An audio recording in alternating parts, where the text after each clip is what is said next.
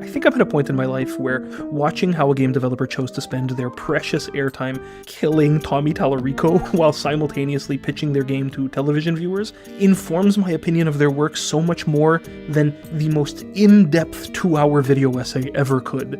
That's not a dig at anyone in particular, that is me, my literal self.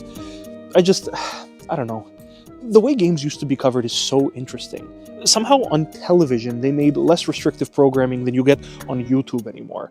No armchair game design bullshit, no pseudo-academic quasi-educational ludonarrative dissonance crap. There were some proper shenanigans, explosions, and dare I say, even violence. Yet, by tuning in every week, you still learn something new.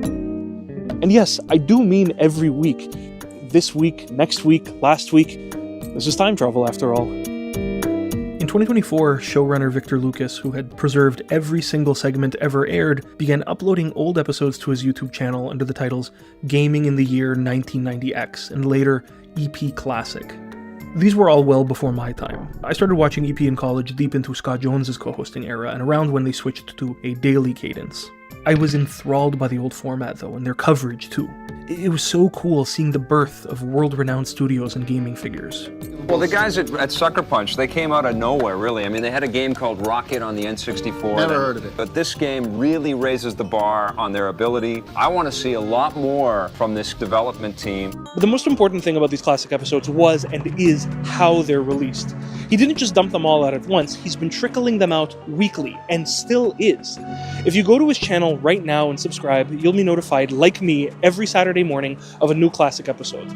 Each one is uploaded sequentially, as in the order they originally aired, meaning time in the show progresses at the same rate as reality, just 2 decades behind.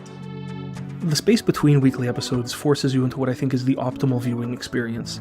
For my partner and I, it's a fun weekend ritual. It's been a joy the last few years, carving out 30 minutes to transport ourselves back to the late 90s, now early 2000s, and learn about whatever the fuck is hot shit.